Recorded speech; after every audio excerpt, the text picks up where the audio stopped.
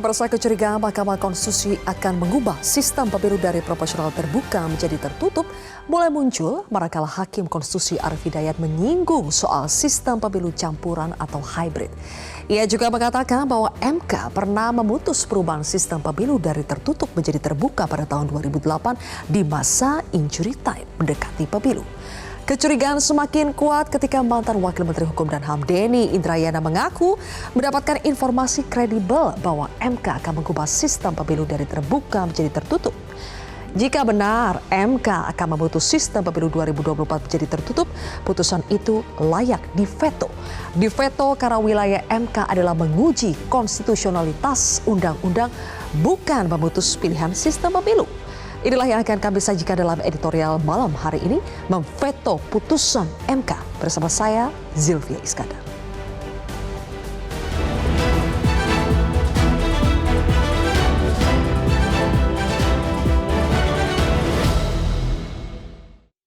Memveto putusan MK.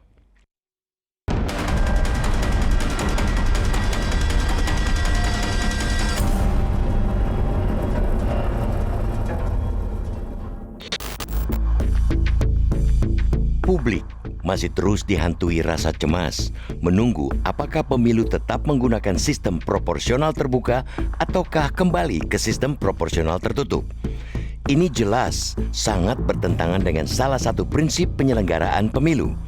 Prinsip itu menyatakan bahwa pemilu sudah harus memiliki prosedur terukur, predictable procedure, dan kepastian hukum yang jelas. Celakanya, publik, peserta, dan juga penyelenggara pemilu malah disuruh berada di ruang tunggu ketika pemilu tinggal hitungan bulan. Kita dipaksa untuk menantikan apakah sistem proporsional terbuka yang diatur dalam Undang-Undang Nomor 7 Tahun 2017 akan dibatalkan atau tetap dipertahankan. Belum jelas kapan putusan itu bakal dikeluarkan, tapi yang jelas prinsip pemilu soal kepastian hukum sudah tercederai. Ketua Mahkamah Konstitusi Anwar Usman usai menghadiri upacara peringatan Hari Lahir Pancasila Kamis 1 Juni kemarin hanya mengatakan uji materi tentang sistem proporsional terbuka akan diputus dalam waktu dekat. Tunggu saja, kata adik ipar Presiden Jokowi itu. Sejatinya publik tidak akan cemas dengan apapun putusan yang nantinya dikeluarkan MK. Bahkan ketika itu berkali-kali diuji materi.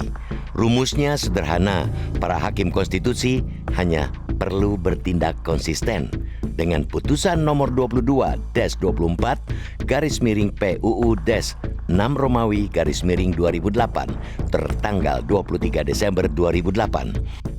MK tidak pernah sedikit pun menyatakan sistem proporsional terbuka konstitusional dan sistem proporsional tertutup sebagai inkonstitusional. Yang dikoreksi MK bukan sistem pemilunya, melainkan penetapan calon terpilih karena syarat tipu muslihat. Karenanya, jika benar MK memutuskan sistem pemilu 2024 menjadi tertutup, putusan itu layak diveto.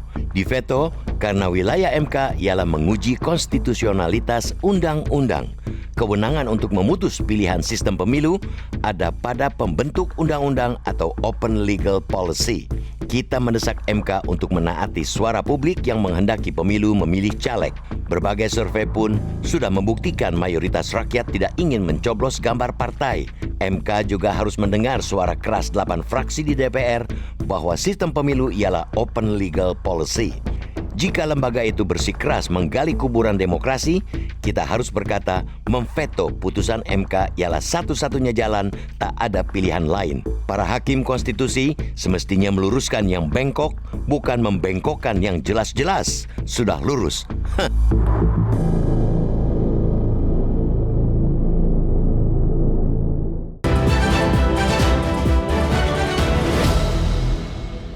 Pemirsa, untuk membahas topik editorial malam hari ini memveto putusan MK sudah hadir anggota Dewan Redaksi Media Group, Saur Huta Barat. Selamat malam, Bang Saur. Selamat malam. Ya. Jadi Bang Saur, belum ada putusan soal sistem pemilu mau terbuka tertutup. Kenapa sudah harus ancang-ancang untuk memveto putusan MK? Karena sudah ada presidennya. Bukankah Presiden Jokowi telah mengeluarkan perpu yang memveto keputusan Mahkamah Konstitusi menyangkut undang-undang Cipta Kerja. Kan MK memberi waktu pada 2 tahun untuk dilakukan legal review kepada pembuat undang-undang. Tetapi Presiden melakukan veto terhadap putusan MK itu dengan menggunakan kekuasaannya menerbitkan Perpu. Jadi sudah ada presidennya. Jadi sulit untuk bisa lagi percaya bahwa putusan Mahkamah Konstitusi itu bersifat final dan mengikat. Buktinya tidak final dan buktinya tidak mengikat. Di dalam kasus Undang-Undang Cipta Kerja, Presiden memvetonya dengan menggunakan kekuasaan Presiden, yaitu menerbitkan Perpu. Sudah ada presidennya kok. Oke, sudah ada contoh sebelumnya ya. Jadi kalau keputusan ini dianggap tidak sesuai, bisa diveto? Bisa. Oke, tapi tidak sesuai atau tidak, dari mana kita tahu apakah celotehan atau informasi dari Denny Indrayana itu bisa kita jadikan patokan? Sementara kita lihat respons dari Menko Polhukam Mahfud MD saja seperti ini, kita tampilkan terlebih dahulu. Ya, saya katakan kalau betul itu bocor itu salah. Yang salah satu yang membocorkan yang di dalam. Saya tadi sudah kayak supaya diusut siapa di dalam yang suka bicara itu. Kalau memang sudah diputuskan, kalau memang bocor itu kan bisa saja tidak bocor. Juga Denny juga supaya menjelaskan bahwa itu benar. Dan itu nanti tentu akan terlihat dalam perjalanan waktu. Oke, jadi sempat ada dugaan benar tidak ini ada kebocoran rahasia negara atau tidak, meskipun sudah diluruskan ya oleh Denny Indrayana bahwa ini informasi dia itu bukan bersumber dari internal MK, tapi dari Menko Polhukam sempat merespon seperti itu, Bang. Ini bentuk kepanikan berlebihan atau bagaimana? Iya, dengan penuh hormat kepada Profesor Mahfud MD, adalah baik beliau itu tidak mengumbar bicara, apalagi mengeluarkan penilaian apa yang dilakukan oleh Denny itu merupakan membocorkan rahasia negara. Sehingga Barreskrim itu mau mengambil ancang-ancang memeriksa. Di mana rahasia negaranya? Konstitusi itu bukankah dokumen yang terbuka bagi kita semua? Dan bukankah jika terjadi review terhadap sebuah undang-undang, bukankah itu juga adalah perkara yang terbuka di pengadilan? Tetapi hakim konstitusi belum ada keputusan, belum ada apa-apa, bicara di luar sidang pengadilan MK. Ini juga nggak etis. Tidak etis. Jadi Bapak Mahfud sebagai menteri yang mengkoordinasikan hukum, ya sebaiknya juga mulai berhemat. Ya, berhemat dengan kalimat-kalimatnya. Jangan sampai kita nilai ini beliau melakukan provokasi hukum. Ya, jangan dia jadi provokator. Nggak bagus buat beliau, nggak bagus juga buat nalar hukum. Sampai menyebut provokasi hukum nih, Bang Saur. Tapi berbicara soal provokasi, tampaknya apa yang dilakukan informasi dari Denny Saur ini juga dari Denny Indrayana juga memprovokasi DPR, sampai dari DPR menyebut bahwa kalau sampai MK memutus ini menjadi tertutup, maka DPR akan merevisi Undang-Undang MK. Kita akan bahas itu lebih jauh. Ya, Bang Saur, usai jeda terlebih dahulu, pemirsa tetaplah bersama kami. Baik, kami masih berbicara soal memveto putusan MK. Bang Saur, ketika ada informasi dari Denny Indrayana, 8 fraksi di DPR itu langsung kompak. Jarang-jarang nih kompak ya Bang. Langsung kompak mengumumkan bahwa mereka tetap mendukung supaya tetap sistem pemilu terbuka. Bahkan ada kata-kata dari Wakil Ketua Umum Gerindra, anggota DPR juga, Habibur Rahman, yang mengatakan kalau MK berani untuk mengubah sistem pemilu, maka DPR juga akan merevisi Undang-Undang MK. Ini juga salah satu bentuk memveto? Ya, itu dia mengembalikan kewenangan membuat undang-undang menjadi kembali milik DPR. Jadi judicial review yang dilakukan MK lalu mengalami apa yang disebut sebagai legislative review di DPR. Jadi ini kan lucu sekali. Ketika Presiden memperpukan putusan MK, dia melakukan semacam executive review terhadap judicial review. Dan nanti ketika MK memutuskan sistem yang proporsional tertutup dan pembuat undang-undang tidak setuju karena tidak terjadi pelanggaran konstitusi, dia bisa membuat undang-undang mengembalikannya. Jadi apa yang sedang terjadi sebetulnya? Saling memveto ini, Bang. Nah itulah, jadi apakah kita hidup di zaman, di era vetokrasi? Semua bisa memveto.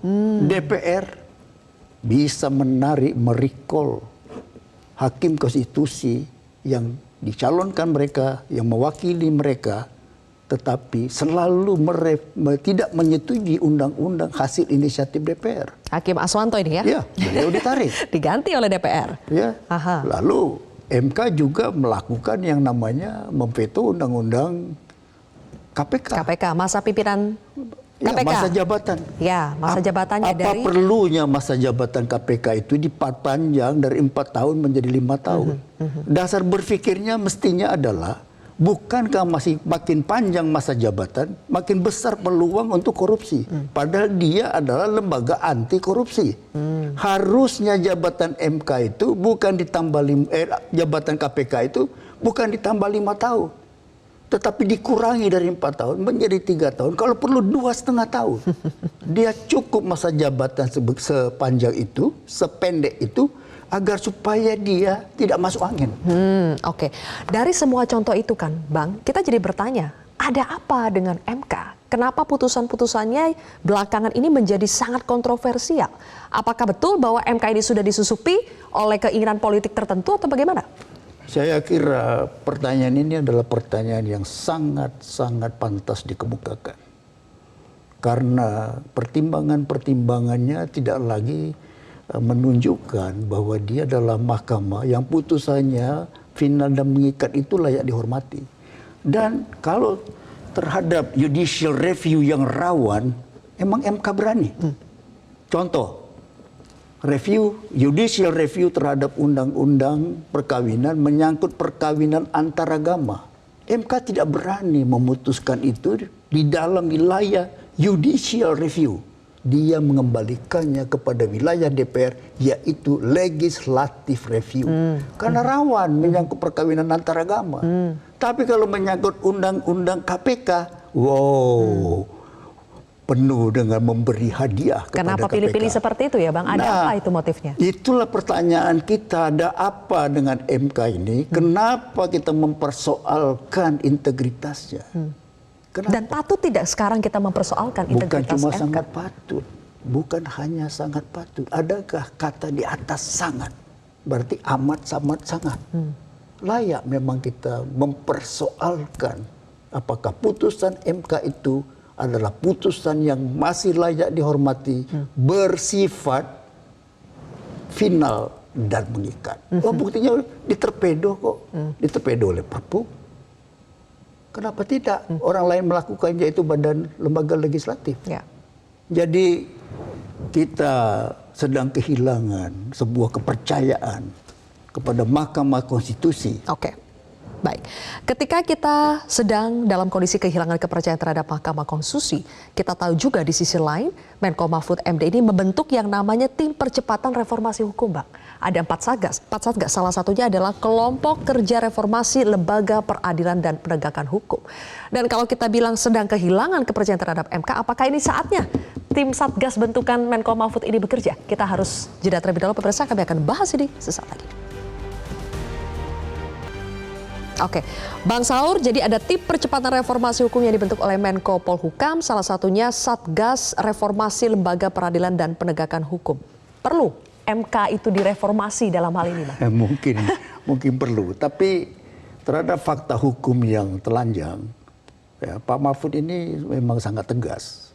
Jadi di mana hampir tidak ada multitafsir, beliau kan sangat tegas. Misalnya dalam kasus pembunuhan Yosua. Tapi seluruh kejadian menimpa MK, menimpa Hakim Agung ditangkap KPK, yang terjadi di kepolisian, mungkin diperlukan reformasi. Tapi pertanyaannya, masa jabatan Presiden Jokowi ini sampai 20 Oktober. Apakah adhokrasi dengan membentuk satgas-satgas ini, tim-tim ini dapat melakukan reformasi? Itu kan pertanyaan besar. Rasanya ini kan cuma bedak aja. Kosmetik saja Cuma ya? kosmetik saja. Belum tentu efektif.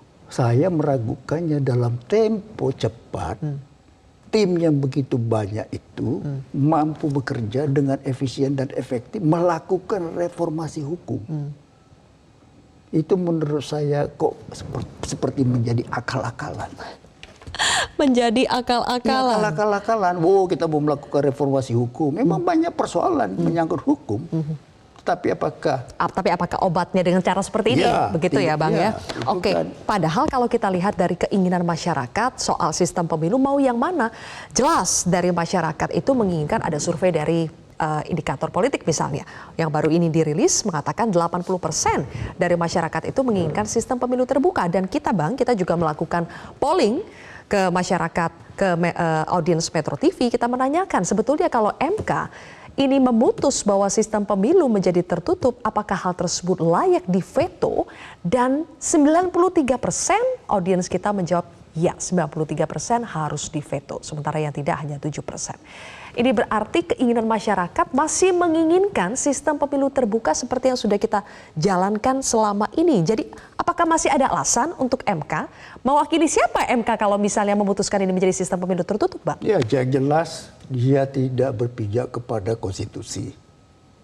Yang kedua, jelas dia mau mengambil over pekerjaan, kewenangan membuat undang-undang, dalam hal ini DPR. Kenapa ini semua terjadi? Tidakkah semakin kerdil kearifan di MK? Kekerdilan kearifan ini sangat berbahaya karena dia adalah penjaga garda, dia pengawal konstitusi. Jadi kalau kearifannya makin kerdil dan disertai pula dengan keusangan intelektualisme di MK, ini sangat berbahaya. Nah, kita harus ingatkan itu. Tentang kerdilnya, makin kerdilnya kearifan di satu pihak dan makin usangnya intelektualisme, sehingga sebenarnya tidak menemukan pandangan-pandangan, alasan-alasan, argumentasi-argumentasi yang kuat untuk melakukan perubahan dari sistem terbuka, proporsional terbuka menjadi tertutup. Lah kalau MK mau dia, semau-mau dia, layak dilakukan revisi terhadap undang-undang MK. Oke. Layak. Baik. Kita berharap supaya MK ini jangan semau-maunya dia ya Bang ya. Persis. Tetap memegang fungsinya untuk menjaga, betul-betul menjaga konstitusinya dengan arif, dan jangan sampai tadi kata Bang Saur, jangan sampai ada kekerdilan kearifan MK dan keusangan intelektualitas dari MK. Bang Saur, terima kasih. Mudah-mudahan ini didengar ya. Terima kasih Bang Saur Huta Barat. Dan pemirsa, demikianlah akhir dari editorial malam ini. Saya Zilvia Iskandar pamit undur diri. Terima kasih telah menyaksikan editorial malam.